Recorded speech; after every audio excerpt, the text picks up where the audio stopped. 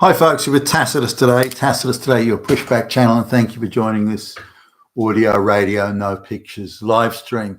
In this essay, I'd like to talk about something that I think many of us may have been bemused or surprised or deeply concerned by, is the amount of low IQ, I mean, seriously low IQ activists that are being pushed into not only law school and given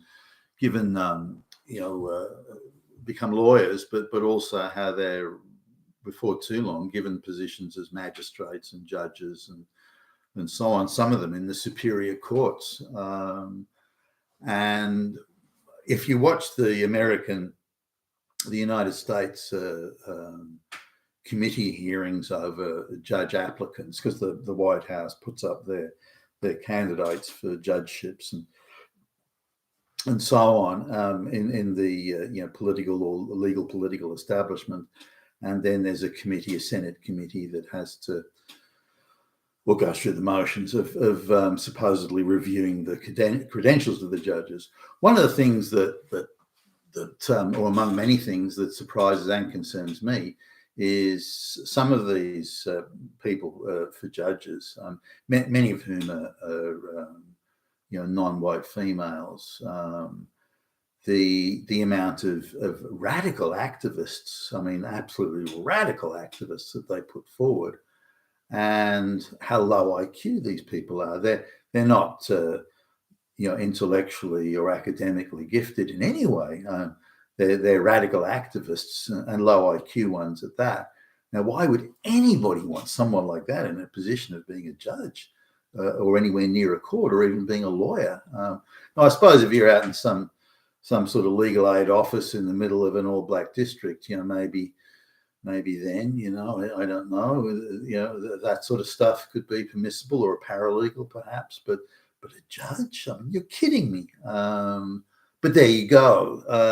Now, this is not just one here or another one there. This is widespread.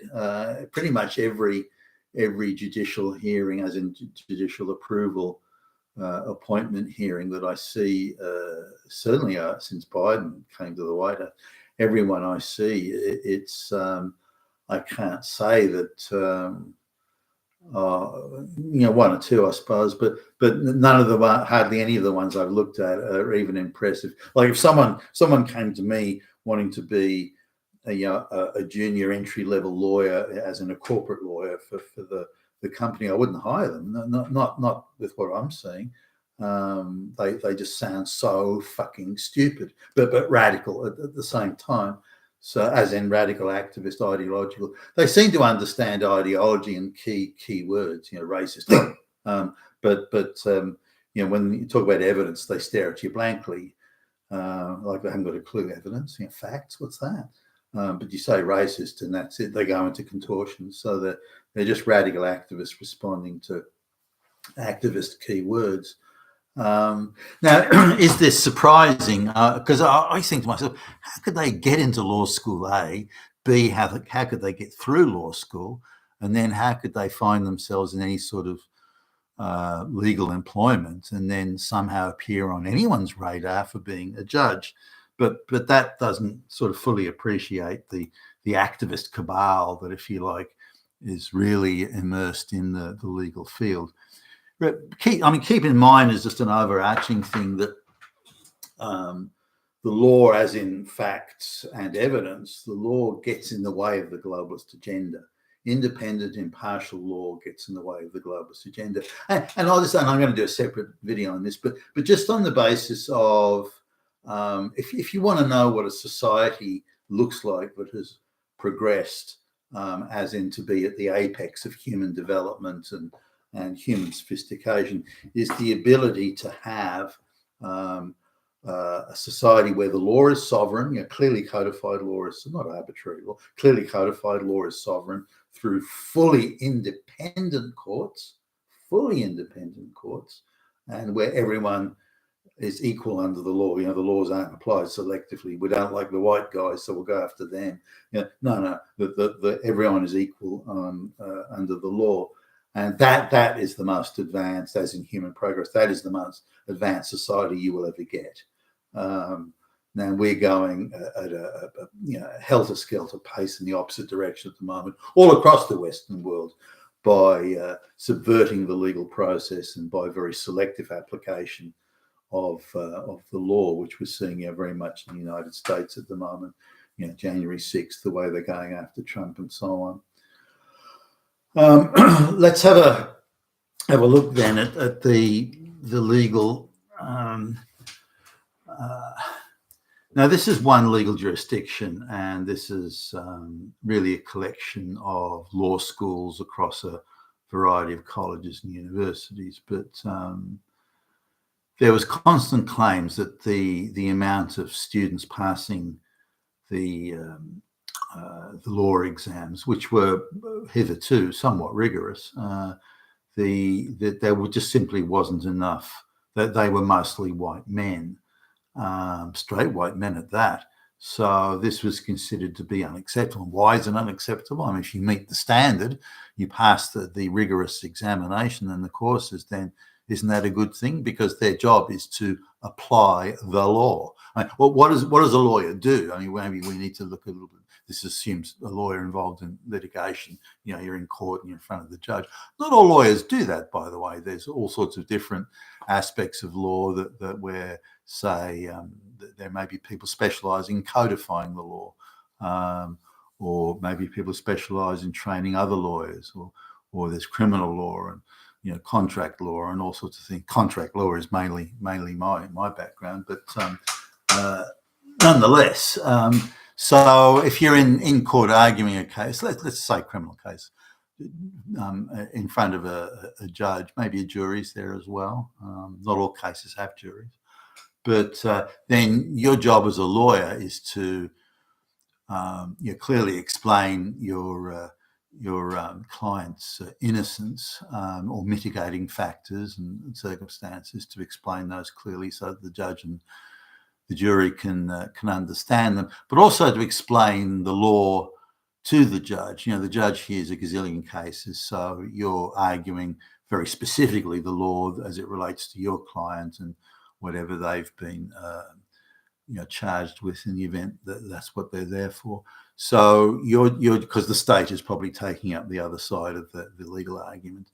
So your job is to point, as your client's lawyer, your job is to point out the law, how it relates to your client. So you may, you would be bringing up case law in the case of Smith versus Jones. This was the situation, and his esteemed honour said that evidence as it relates to X is not acceptable or is acceptable, and you argue the merits of that using those case law examples, and again how they relate to your client's situation, and you explain this to the judge. Now, what this does, it makes it easy for the judge, assuming the case law you're putting forward is relevant. This makes it easy for the judge to make a decision, because they say, well, I'm making a decision, and this is a decision because this following case law so you can say, well, other judges have covered this before. All these judges made the same decision, and I'm making that decision, which is good cover, which means if it goes to an appeal court, it'd be very difficult to overturn it, given that, again, assuming it relates. So that's your job as a lawyer. Now, that means quite a bit of research. Maybe you can get flunkies to do the research, but they may not do that good a job. So it's quite a lot of research, a lot of reading, a lot of making sure you understand the intricacies and the nuances of that case, and indeed of the charges against your client, and you can go through them in detail and so on. Now, there isn't a legal case, certainly again, this is contract law, not criminal, that I've looked at that hasn't been contained a lot of bullshit, and that this can be pointed out to the judge. And this is the claim the other side's making, but it's all nonsense, and that can be proved by or they don't have the evidence to make those claims, because you can't make a claim in court, or this is how it's meant to work. I mean, it doesn't work that way anymore, because you can make an ideological assertion.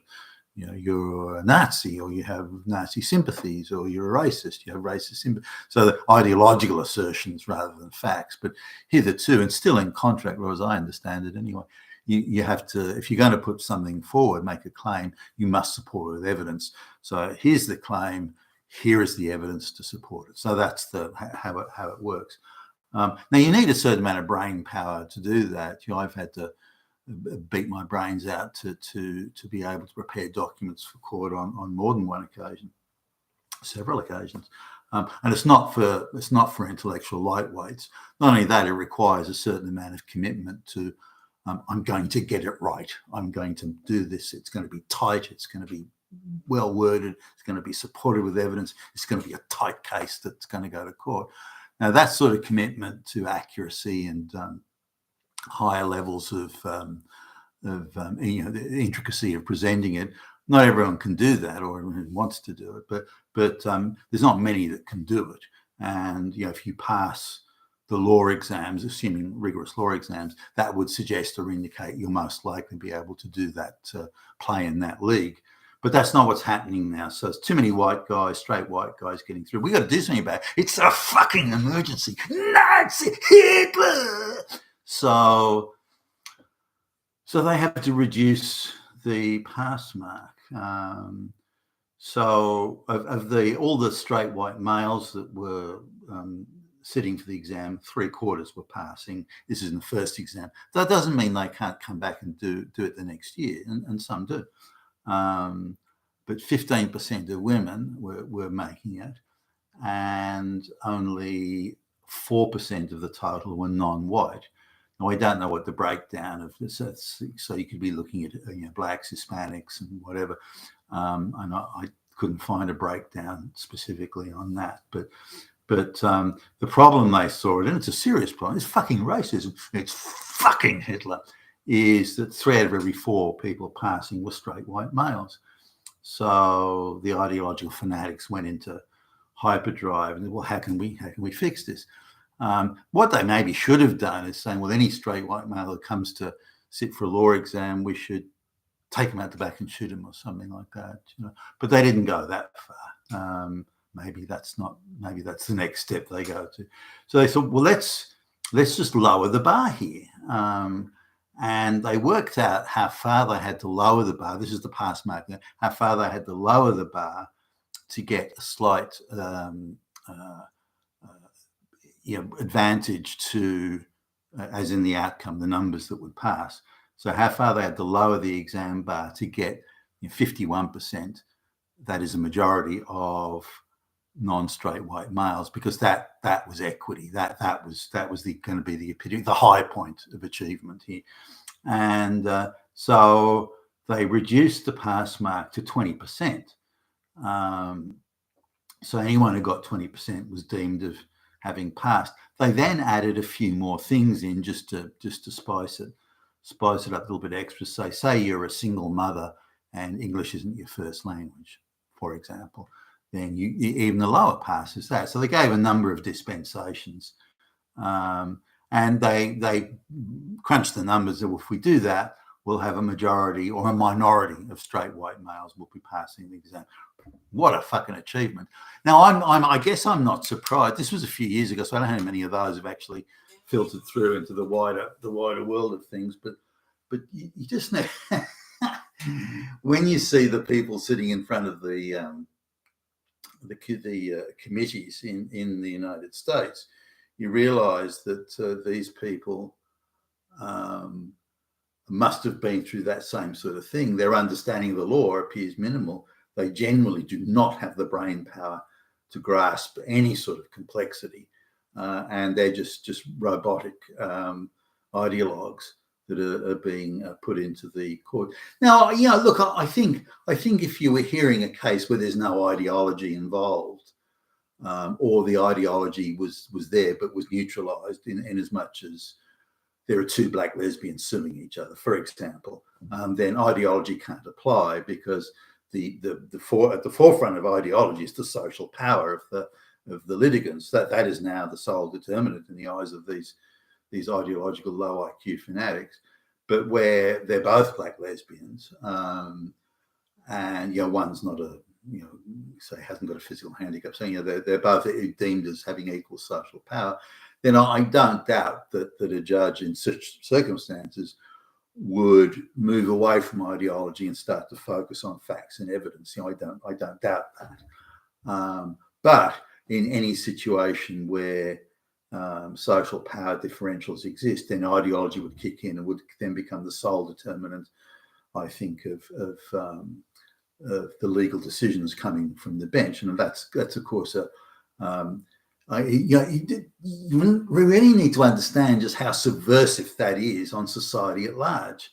That is incredibly subversive, having that out there. And this is what the globalists want, and it just makes it easy for them to implement their project. But it's in terms of social cohesion, social structure, and just in terms of human progress, it's a fucking disaster.